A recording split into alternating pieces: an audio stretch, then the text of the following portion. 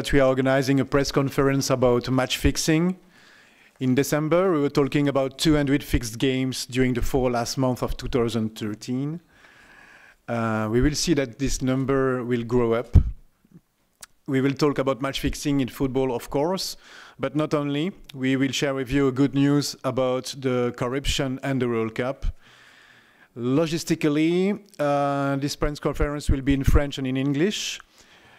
At the end of the press conference, I will give you press release in French and in English too, with all data. Let me introduce you first the speakers today. Here on the left side, there is Francesco Barranca. He is in charge of Federbet. He's General Secretary of Federbet. Federbet, who is controlling the financial flow around the bet online.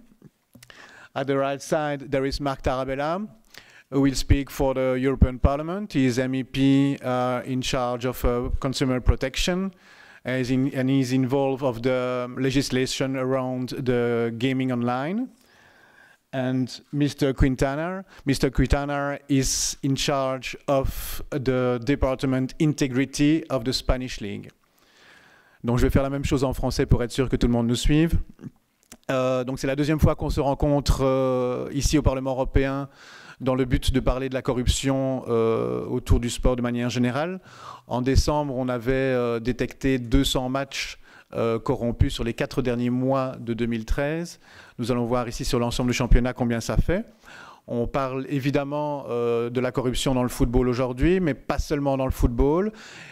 Et puis nous allons aussi partager avec vous une bonne nouvelle pour la lutte contre la corruption dans le cadre de la Coupe du Monde ou des futures Coupes du Monde. Logistiquement parlant, donc comme je le disais en anglais, on va parler dans les 2 langues.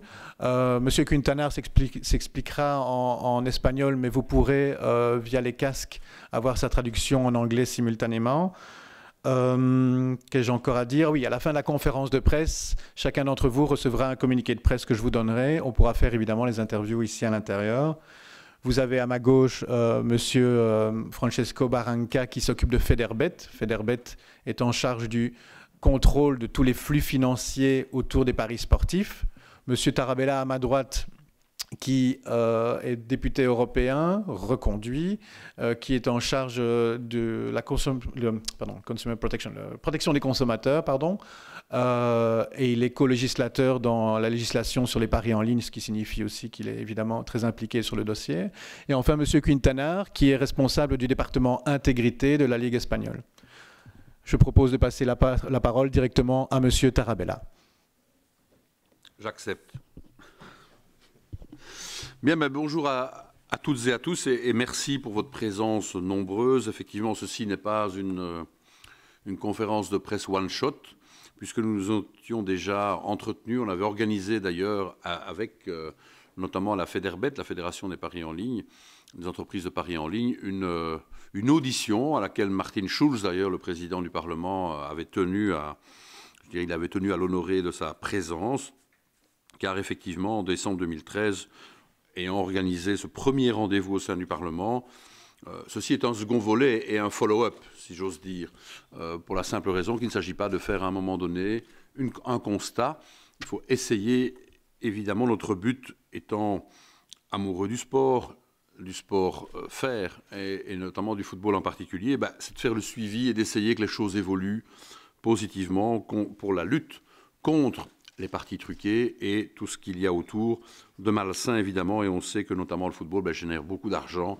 Et une fois qu'il y a beaucoup d'argent autour, notamment par rapport aux paris en ligne, je vais te donner quelques chiffres, c'est clair que ça génère une envie de corruption à certains niveaux et des phénomènes que l'on voudrait évidemment voir en net recul. Alors, d'abord, il y a l'aspect détection. Comment est-ce qu'on détecte que des parties sont truquées? Très clairement, avec Federbet, Federbet et le fait de détecter les mouvements qui parient sur un match de football, par exemple, on va parler notamment de football, surtout de football, et des mouvements énormes de capitaux qui parient sur un résultat. Et quand on voit évidemment à l'analyse du match certains comportements, on peut effectivement détecter les parties qui sont soupçonnées ou à haut soupçon. je dirais, d'avoir été truqués. Entre 2008 et 2011, grâce à Europol aussi, qui évidemment est aussi un grand acteur par rapport à cette détection, sur les 3 saisons, entre 2008 et 2011, 680 matchs ont été truqués. Donc c'est un rappel du chiffre qu'on avait déjà annoncé en décembre. Allez, on va dire que c'est une moyenne entre 220 et 230 matchs par année de championnat. Et pour la saison 2013-2014, 460 cas de matchs potentiellement truqués ont été détectés en Europe, dont 110 ne laissent aucune place au doute. C'est quasi le doublement de la proportion qu'on avait entre 2008 et 2011. Et dans les 110 matchs, 50 dans la première partie de la saison, qui faisaient déjà l'objet de considérations de ce type en décembre, mais 60 l'ont été au second tour, c'est-à-dire en Amérique du Sud, on dit le championnat de fermeture. Il y a le championnat d'ouverture et de fermeture, mais on va dire de la deuxième partie de la saison. Alors, de nombreux championnats sont touchés. Alors, c'est vrai que c'est quelquefois au plus haut niveau de championnats, des championnats majeurs européens, comme les championnats italiens, français, portugais, mais aussi hollandais. Mais c'est évidemment, et on va le voir, une criminalité qui se déplace aussi vers des divisions inférieures. Alors, en termes d'analyse, je viens de vous le dire, des championnats UP de premier niveau sont touchés, mais aussi des compétitions comme des tours préliminaires de Champions League ou d'Europa League. Alors, s'il y a encore, évidemment, des matchs de haut niveau qui sont épinglés, il faut toutefois considérer que le gros de la corruption migre vers des compétitions secondaires et inférieures. Et cela, que ce soit des compétitions dans des pays moins prestigieux, voire dans les pays prestigieux où le football, enfin les pays les plus huppés au niveau du football, mais dans des divisions inférieures, voire des compétitions féminines. Alors, pourquoi est-ce que ça s'explique évidemment de différentes manières? La première, c'est qu'il y a un accroissement des paris et des paris sportifs qui représentent à peu près aujourd'hui entre 500 milliards et 700 milliards de dollars annuellement. Entre 500 et 700 milliards de dollars annuellement au niveau du monde, évidemment, car là, c'est un chiffre qui ne concerne pas que l'Europe, mais c'est des paris enregistrés dans le monde. Et puis, avec Internet, le monde est un village et il est clair qu'on le voit à l'échelle du monde. Ajoutons aussi que la proportion de l'augmentation des paris en ligne est un phénomène qui est fondamental, qu'on avait déjà souligné lors du rapport de Ashley Fox, mon collègue britannique, dans lequel j'avais pris une part de travail parce qu'il y avait évidemment des signaux à donner à ce stade-là, on y reviendra peut-être tout à l'heure. Mais très clairement, plus d'argent misé, donc 20% de croissance pour le marché des paris en ligne en 2013 par rapport à 2012, c'est évidemment plus d'argent, rimé hélas avec plus de corruption et de tentatives de corruption. Alors les autorités estiment à près de 10% de ces montants, de 500 à 700 milliards de dollars, 10% seraient de l'argent entaché par la criminalité, que ce soit pour, je dirais notamment, des causes de blanchiment d'argent. Alors, le phénomène de migration de la corruption vers les compétitions inférieures, elle s'explique facilement. D'abord parce qu'il y a moins de contrôle, évidemment, sur les compétitions qui sont moins dans la lumière.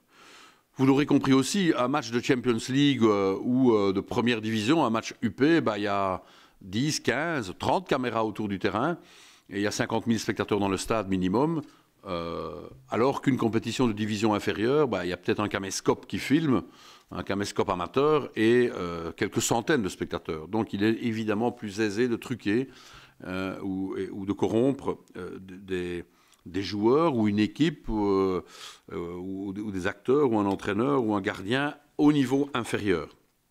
Mais aussi parce que les salaires sont inférieurs. Et donc peut-être notamment les joueurs qui se laissent corrompre sont plus faibles et ont besoin peut-être d'argent et ne gagnent pas non plus l'argent qu'on gagne dans des niveaux supérieurs et donc sont plus, je dirais, vulnérables.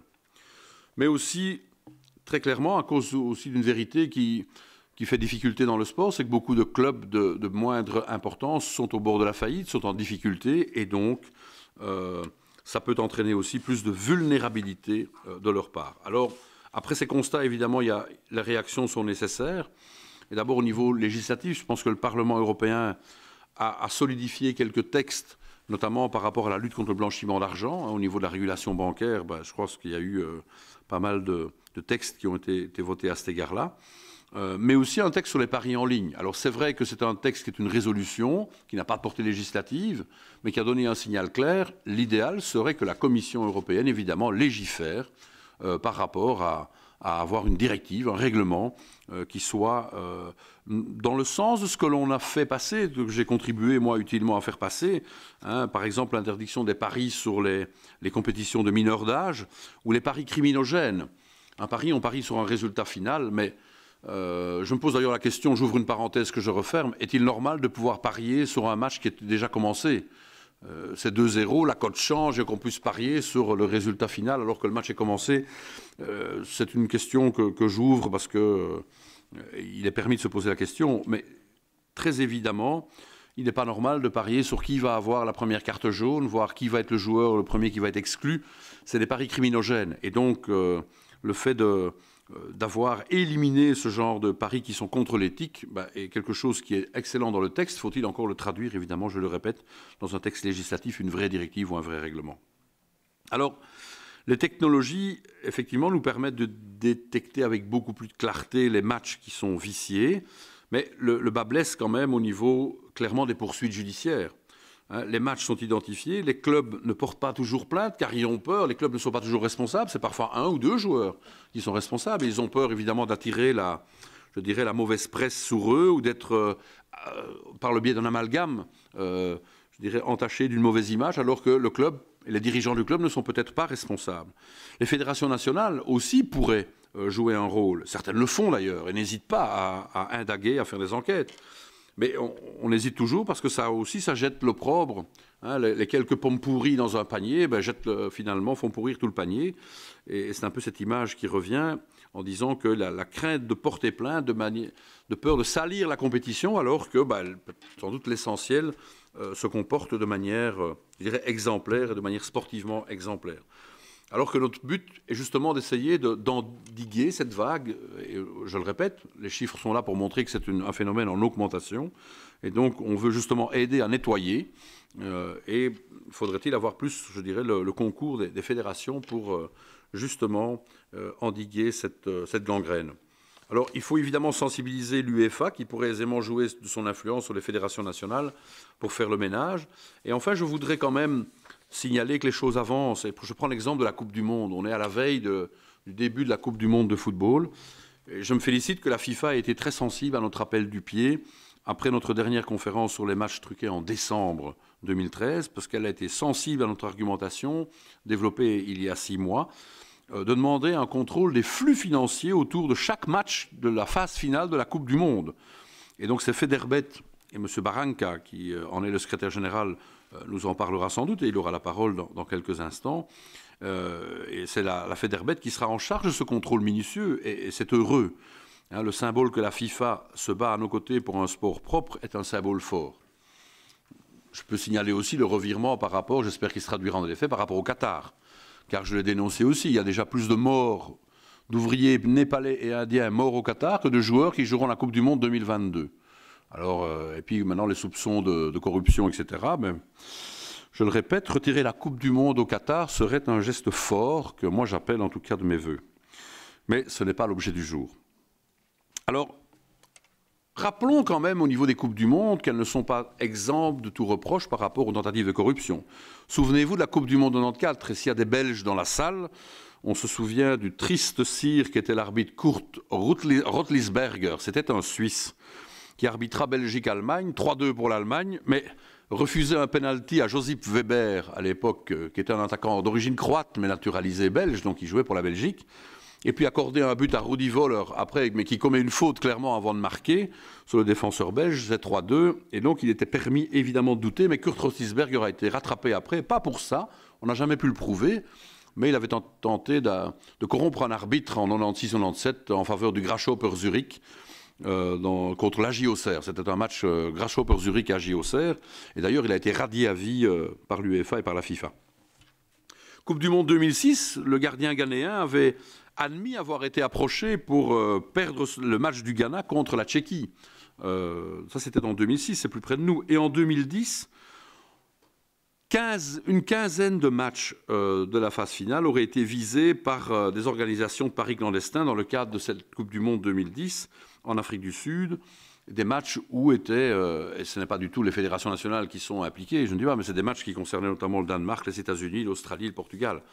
Donc, malheureusement, ce contrôle a eu lieu, c'est très bien, mais permet de dénoncer les choses, ou en tout cas d'imaginer qu'il y ait pu avoir des problèmes, mais 4 ans après, c'est trop tard. Donc ici, le geste de la FIFA va permettre, si le cas échéant, de détecter s'il y a des anomalies rapidement, simultanément. Et ça, c'est évidemment un progrès. Alors c'est vrai que, pour terminer, je dirais que plusieurs fédérations et clubs, notamment en Italie, en Espagne par exemple, et là M. Quintana en parlera pour la Liga, sont aussi en train de faire la même démarche pour faire contrôler leurs propres matchs. Et c'est une bonne chose.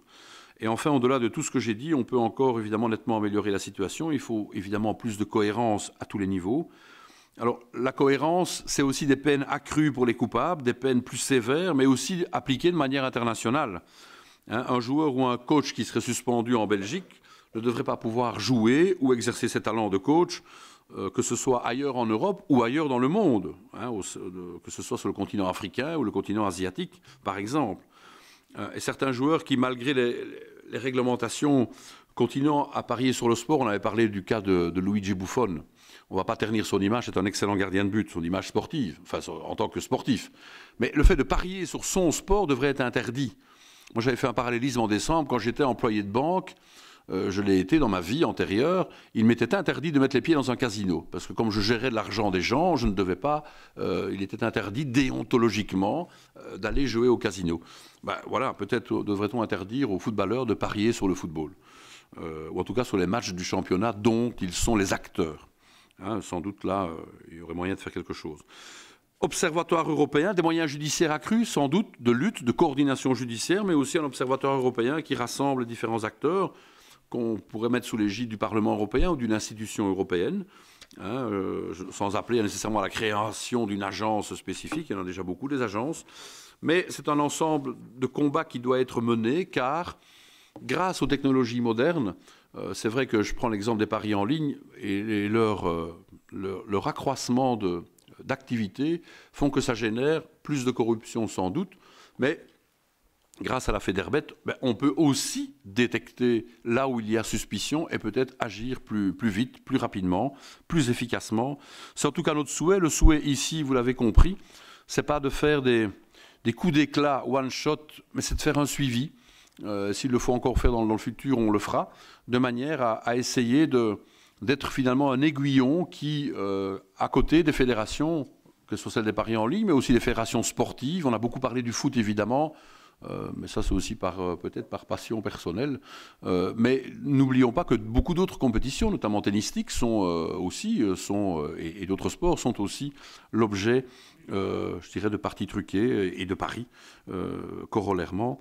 Donc voilà, j'en ai assez dit pour l'instant. Monsieur Foulon, je vous rends l'antenne, si j'ose dire, mais sachez qu'au niveau du Parlement, je ne désespère pas aussi peut-être d'être le promoteur, je le dis, c'est peut-être un scoop, vous savez qu'il y a des intergroupes au Parlement. Donc, qu'est-ce que c'est un intergroupe? Ce sont des représentants du Parlement, des parlementaires de différents groupes politiques et de différents pays qui ont un centre d'intérêt commun. Moi-même, j'ai co-présidé l'intergroupe d'économie sociale. Il y a l'intergroupe du vin, dont la présidente légendaire était Madame Lulink, qui ne revient pas dans le Parlement, mais profitant aussi que le Parlement a un fort taux de renouvellement, 360. La moitié du Parlement va être renouvelé ici dans quelques jours. C'est peut-être de demander la création d'un intergroupe sur le sport, la loyauté dans le sport propre, et peut-être pourrait-on, au travers, s'il n'y a pas une commission ad hoc, mais un intergroupe qui pourrait y être dévolu. Je trouve que ce serait peut-être un geste fort au niveau du Parlement. Voilà, merci de votre attention. Plus de 500 milliards de chiffre d'affaires annuel, 460 fixed games, including even some high-level competition. Mr. Barranca from FEDERBET, who controls the whole financial flow around the bet online, could you give me some explanation? Yeah. So first of all, thank you to everyone to attend today at this conference. I start from a very simple data. 2 days ago, New York Times, there was a very interesting article speaking about some fixed match that happens in South Africa in 2010. It's gone for years. You can just imagine what was happening in these 4 years. This is unbelievable. This is a fight that involves us every month, every weekend, every hour. Every day, all around the world, there is an attempt of match fixing. And this virus, I always call this virus, is getting bigger and bigger and attempting to the same credibility of the sport. We make a conference already in December 2014. And to be honest, I was expecting that after this, something was going to change. But nothing is changed. Or better, it's changed in the worst way. This period of January with friendly match was catastrophic. So now we have friendly match organized just to fix the match and involving Czech team, Bulgarian team, Sweden team, Finland team, Latvian team. Bulgarian teams are going all around the Europe just to fix the match. This has to be very clear, very, very clear. And in the last period of the championship, the virus was affecting also championship that till last year was not so bad. And I'm speaking about France, National and France second division. I'm speaking about Portugal, where the over-mania is now a mania because the team are fixing the match to score more than 2, 3 or 4 goals in the match. I'm speaking about Greece, where there was some teams that for a part of the season were just fixing the match and not playing football. And I'm speaking about Italy, where Italy's Lega Pro and Italy Serie B were championship that was not real championship because the team were according to fix the results and were according to give a possibility to one team to have 1 more point or to another team to have less points. So this is the situation in Europe. I could speak, I always say that I could speak about match fixing for 6-7 hours and tell you a lot of funny story or dramatic story. But this is not the meaning of this conference. What makes me very sad is that we can solve the problem in a quite easy way, but no one wants to solve the problem. This is the main topic. Federations are not listening to us. UEFA is not listening to us. What is doing UEFA? What was doing UEFA when we give alarm about preliminary of Champions League or Europa League? Nothing. I'm sorry to tell this, but this is the reality. And to solve the problem is quite easy. You can solve the problem through the monitoring the odds, giving the alert, and through the formation and the prevention. When you go to speak a football player, we are doing this job, and the Liga, Spanish League is doing this job very well. We are affiliated, our affiliates are some Italian teams, like Sampdoria, like Udinese, like Novara. What we do, we go in the dressing room, and we go to explain to the football player that since this moment, when they will make something wrong, we can detect this. The football player has lost the sense to make something against the law. For a football player, it's normal to fix a match. It's nothing wrong. And we have to educate the football player, starting from the young player, and explaining very well what is the problem. How we can solve the problem in another very easy way? Why we are not making a law, or however a directive, that is mandatory for every club to be checked, because there is a possibility, according to law 231 in Italy, I don't know if it's the same for all the Europe, that is the law about objective of the responsibility of the team. If someone of the football player is doing something wrong, you have to pay. The team has to pay. And we are giving the possibility to team to leave this problem. It's so easy. And we cannot understand why no one is going to listen to us. We have fine cooperation from Mr. Tarabella. We have fine cooperation from a political side, and we don't find cooperation inside the football. And believe me, like some example in Italy, we were giving alert to the institution before the match was played. So now no one can say we didn't know it. They know it very well. We have also, and this makes me a lot sad, because it looks like 2 years ago the problem was finished after the inquiry of Cremona. We have also a match of Italian First Division. So it means that nothing is changed. I will just take a little more space, speaking also that it's not only the football that is affected by this problem, it's also tennis. And this year, we have put, believe me, what we have put now is only the most significant episode, because we have much, much, much, much more. Every day, every hour is an attempt of match fixing. And in Challenger of Guadalupe, was 4 of April 2014, was involved a player that is Roccus, that is very famous tennis player. And this, it means that also in tennis, this is so big, big, big problem. I'm going to finish speaking just a second about the possibility to fix match in World Cup. Today is not present FIFA, that is one of our partners, so Early Warning System has a partnership with us. And I think that what FIFA is doing is a great job, because it's trying to speak a lot about the problem. And this is the first part interesting of the job they are doing.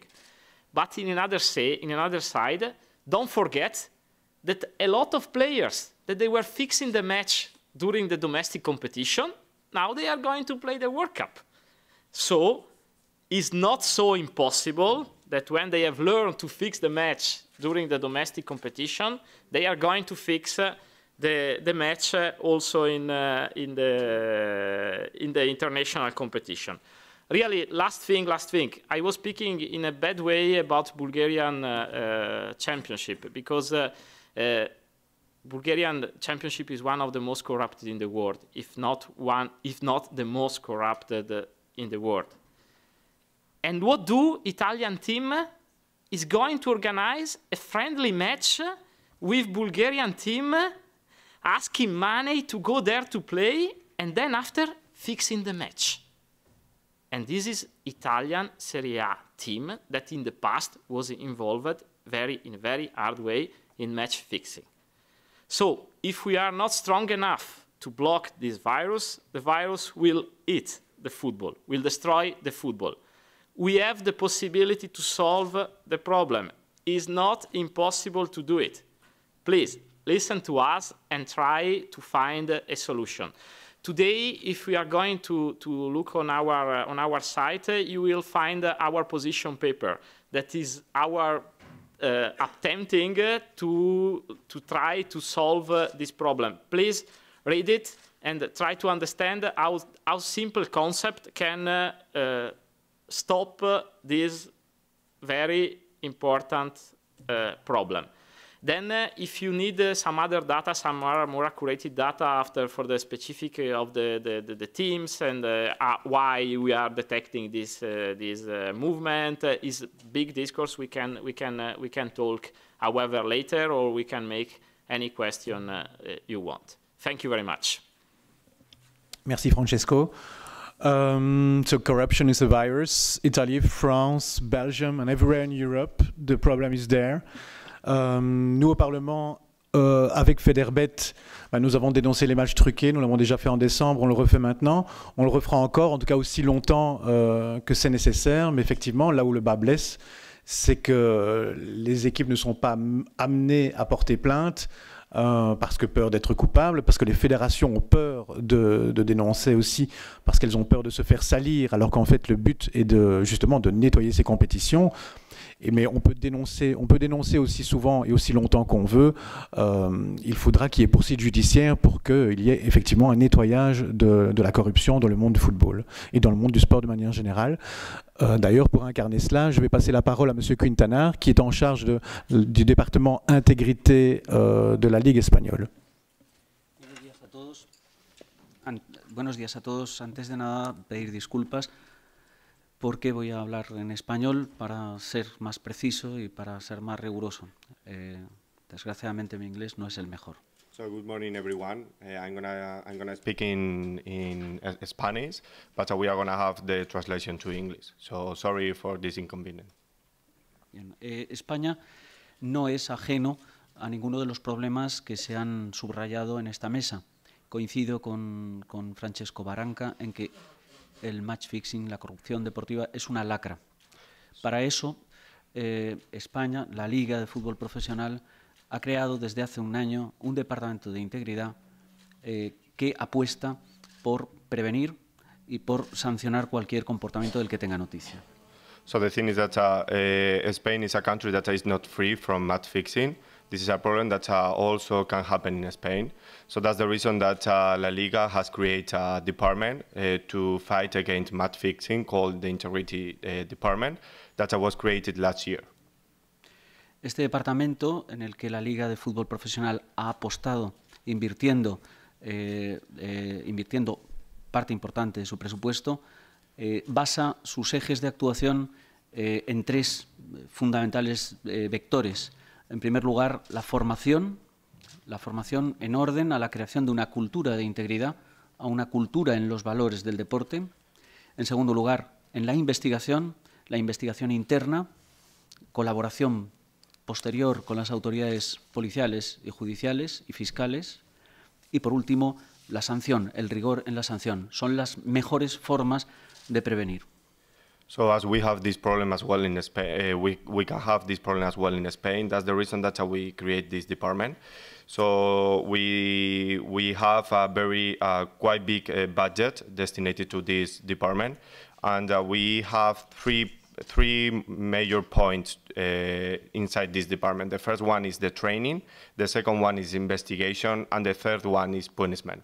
So the thing is that formation, we do like like in the training part, we do like courses. We want to create like a manual to know how we can act with these problems.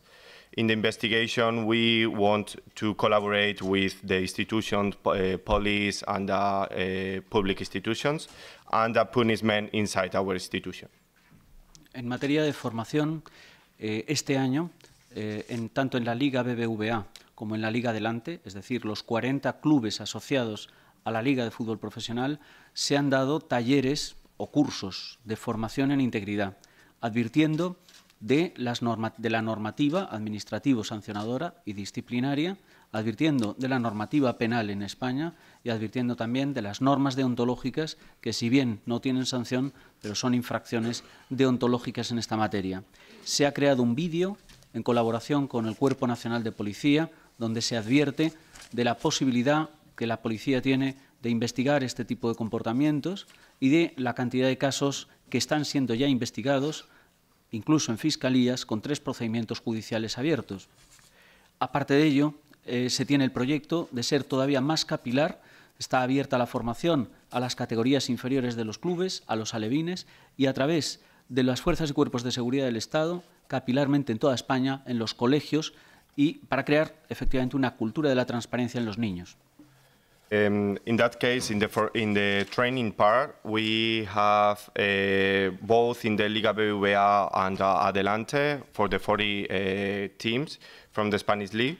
We have created workshops and courses that we have given to the football players to know about the problem of match fixing and what can happen to them if they use this illegal act.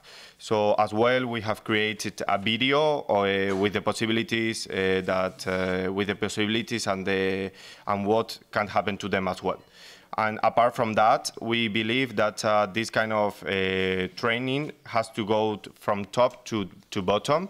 So not only to the biggest teams, we also provide courses and workshops to the children that maybe they has just started in the team, but also we want to go further. So we start to do courses as well in the high schools or leader schools in order to create a transparency culture in Spain. Además de esto, en materia formativa y en materia investigativa, intentamos fomentar una cultura de valores entendido juego limpio, transparencia en el deporte, igualdad de condiciones, competitividad sana. Se intenta inocular, es decir, llegar a todas partes. Repito, es muy importante para nosotros la formación. Sin formación no es posible que la sanción posterior prevenga. Sin formación es imposible que la sanción pueda prevenir. Y, por tanto, en esto invertimos buena parte de este presupuesto. So, apart from the training, we want to create values, very strong values against match fixing and against all these kind of illegal activities. So the thing is that we want to create these values because it's very important to create this training in order to be very practical, because the thing is that if we don't create values and if we don't do like for training, then the punishment is not going to be very useful, because we don't make the values that people has to know about them in order to know why they are punished, why they are being punished by them. En este sentido, la creación de un código de buena... Estamos intentando implantar un código de buena conducta que pueda pasar a ser parte de los contratos de los futbolistas profesionales, que puedan adherirse a ese código de buena conducta. So we want to create a manual of good practices in football. In that case, the football players can sign this manual and they know about it and they submit this manual. En materia de investigación, este departamento establece reuniones periódicas, una vez semanalmente, con policía. So if we talk about investigation, the second point of our 3 point, investigation is very important for us as well. So we have meetings once per week with police in order to talk about this problem. Previamente establecemos un canal de denuncias, un canal de comunicación con cualquier persona que pueda estar afectada por un caso de corrupción o de manipulación deportiva. Ese canal de comunicación permanente tiene un correo electrónico que se maneja con respecto al protocolo de confidencialidad y de respeto del anonimato. So we have as well an email that the people that maybe they have problems with match fixing or they want to denounce some of these problems, they can write to us, let us know about the problem, and we are going to try to find a solution. But all this is private, so they don't have to worry about like the identity of these people. El tercer vector relacionado con la sanción. En el ámbito competencial que tiene una asociación deportiva de carácter privado, como la LFP, nosotros instamos a las autoridades a la incoación de los correspondientes procedimientos sancionadores administrativos e instamos a la autoridad judicial, mediante la interposición de acciones penales, cualquier comportamiento del que tengamos noticia y que efectivamente pueda ser delictivo. En cualquier caso, también la fase legislativa, es decir, el intento de reforma del Código Disciplinario de la Real Federación Española de Fútbol, de los estatutos de la Liga de Fútbol Profesional e incluso del Código Penal, que en otoño preverá un nuevo tipo delictivo. Es de desear que efectivamente esta regulación técnicamente pueda abarcar todos los supuestos de corrupción deportiva. So in the third point, the punishment is very important to us as well. So the thing is that we are a private associations, so we urge the institutions, the legislative institutions, to make changes in the law in order to prevent these kind of problems like match fixing. Merci Monsieur Quintana. Formation, prévention, ben voilà les deux messages clés. On peut dire aussi que quand la Ligue espagnole a créé son département intégrité, ils ont fait partie des pionniers en Europe. On ne peut jamais qu'espérer que ce syndrome soit suivi de conséquences sur les autres championnats. Je repasse la parole une dernière fois à M. Tarabella pour de courtes conclusions. Ensuite, nous ferons un Q&A, dont vous pourrez poser les questions que vous voulez et passer aux interviews. Un petit détail, vous avez reçu pendant la conférence de presse un communiqué de presse. Si vous avez besoin de quoi que ce soit, à la fin de la conférence de presse ou durant la journée, toutes mes coordonnées sont en bas pour toutes les questions que vous voudriez poser. Merci. Brièvement, comme vous l'avez vu et entendu, surtout le phénomène est évidemment en hausse et on peut le déplorer par rapport aux matchs truqués et aux tentatives de trucage de matchs, et qui s'explique évidemment par l'accroissement des paris sportifs par rapport à ces compétitions. Et donc très clairement avec aussi participation d'argent sale, de recyclage d'argent, de blanchiment, donc ce qui évidemment aggrave le phénomène. La migration, autre constat, la migration de la corruption vers les compétitions inférieures qui, comme on l'a dit, s'explique aussi par le fait qu'il y ait moins de contrôle que dans les compétitions plus prestigieuses. Et comme on l'a dit, parce que les situations financières sont souvent plus délicates, les sommes d'argent dans les clubs moins importantes, donc plus vulnérables et plus faciles à manipuler. La grave crise du sport de niveau, de niveau inférieur, clairement, est aussi une des raisons. Alors c'est vrai qu'on ne pourra jamais totalement éradiquer la tricherie, ça c'est un vœu, il ne faut pas qu'il soit pieux, mais c'est vrai que c'est évidemment compliqué. Cela étant dit, les moyens d'améliorer, c'était bien d'être ici entouré à la fois de M. Quintana pour l'expérience espagnole, qui montre aussi toute sa pertinence, et aussi la Fédération des paris en ligne, la Federbet. C'est clairement, et ça a été dit, augmenter les poursuites judiciaires et aggraver aussi les sanctions. Les sanctions exemplaires, c'est quelque chose qui nous paraît être fondamental au-delà de la formation et de la prévention. Mais aussi, clairement, et là, M.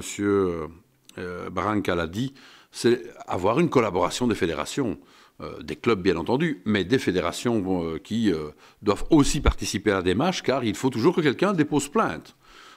S'il y a suspicion, voilà, c'est déjà un fait, mais évidemment, il faut qu'il puisse y avoir enquête et donc dépôt de plainte. Voilà pourquoi c'est une épreuve encore de longue haleine, évidemment, mais qui progresse, puisque, je le répète, grâce aux technologies, grâce au fait que les paris en ligne, ça permet de détecter beaucoup mieux les parties qui sont l'objet de tentatives de corruption, voire de corruption.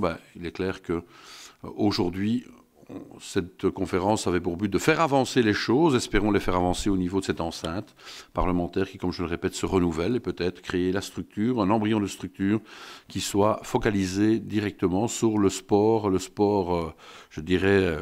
loyal, et d'essayer d'éradiquer ces phénomènes de tricherie qui sont quand même dramatiques quand on voit l'image que véhicule le sport, les sportifs en général, l'exemple qu'ils sont pour beaucoup de jeunes.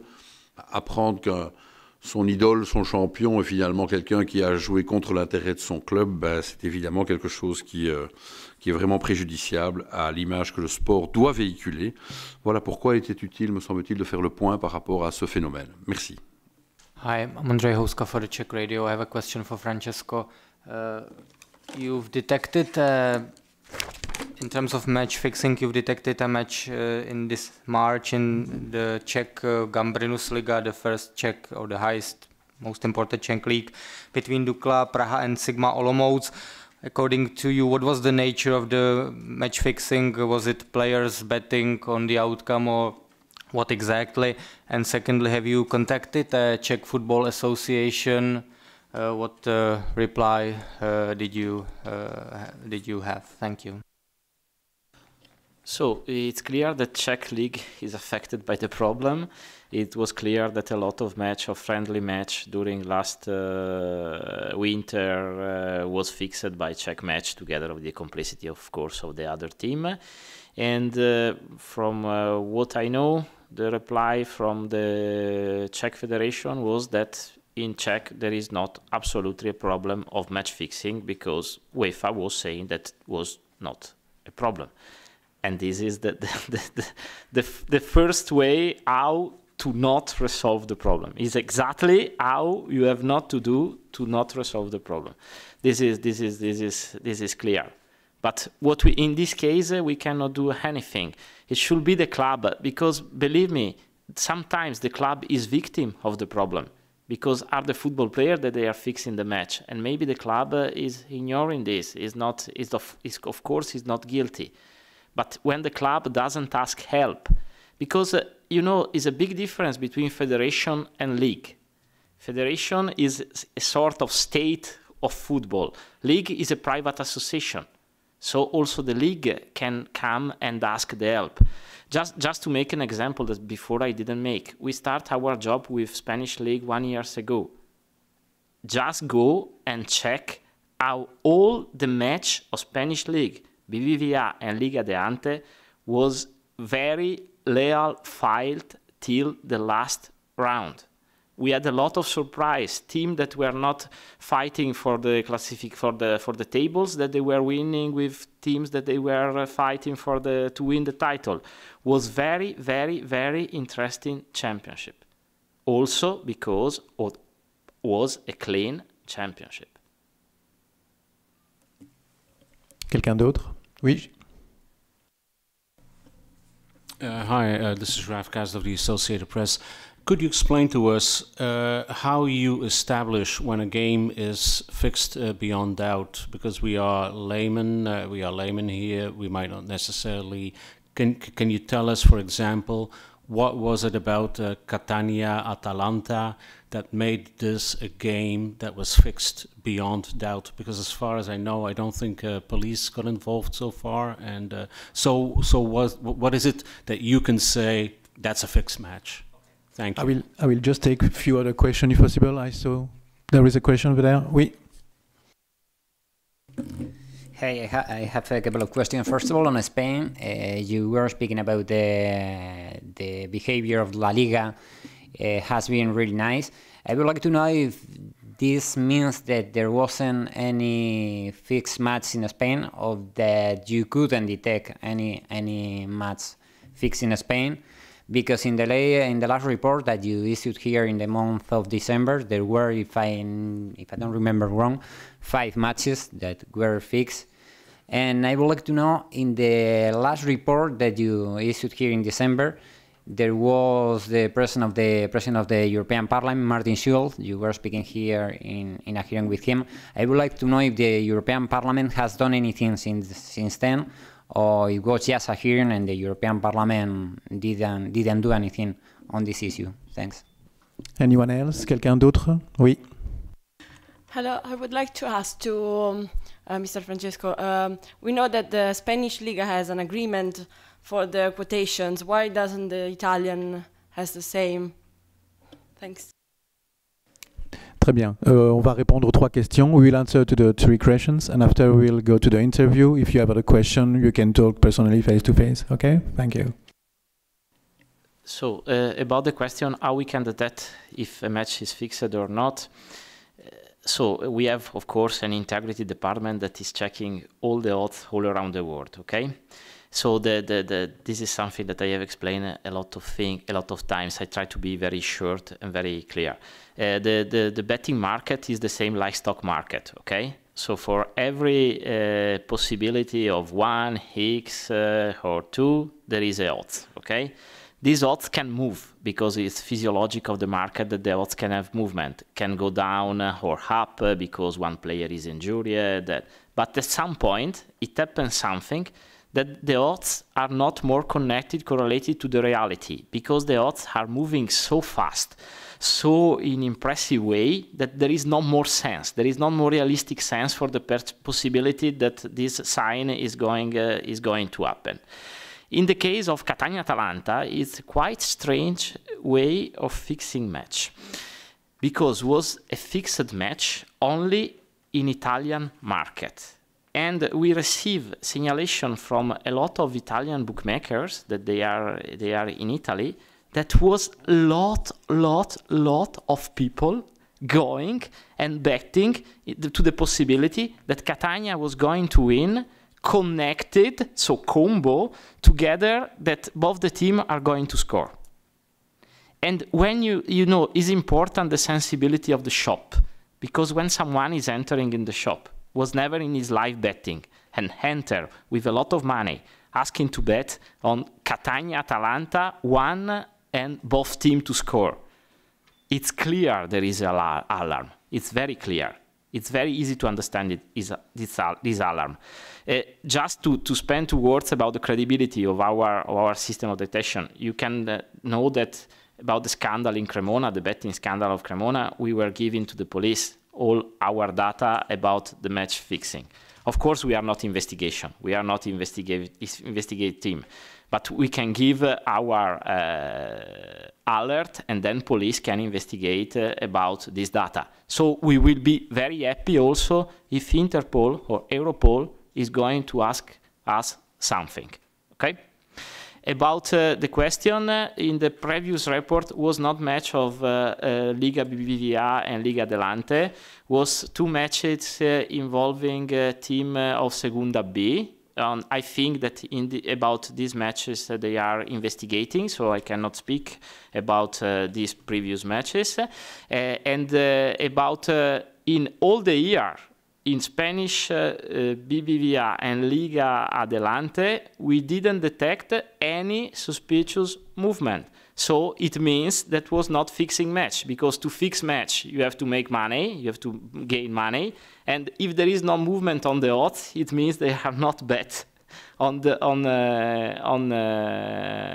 this possibility. And so there was no, according to our analysis, but according also to analysis of LFP, there was not attempting of match fixing. This for us was a great result. About the Euro Parliament is something that we just started, is a work that we start together on December. We hope that in the next 5 years we will be able to do something. How you can know, Europarlament cannot impose a law for all the country, but can make that they feel the pressure of the possibility to change the things. It's not easy also, I have to tell the truth, to find a personality like Mr. Tarabella that can understand how it works, and then can spend his image and his personality to help us. According to the last question about the possibility to make an agreement also with the Italian League, I have to tell some story. In last February, the president of Italia Serie B, that is very afraid about the problem of match fixing, was announcing to have an agreement with us. Everything was ready. We can save and make clear the end of the championship. And then after, some institution in Italy said that was a scandal that a Belgian company, a Belgian federation, can help Italian authority when Italia has a system of perfect control. And so the president of Serie B Liga was like, okay, I cannot do anything, and we didn't make any agreement. And the result was the end of the championship, where a lot of attempting of match fixing was done in Italian Serie B. So we can say thank you to these people if the Italian Serie B end of the championship was not fair championship.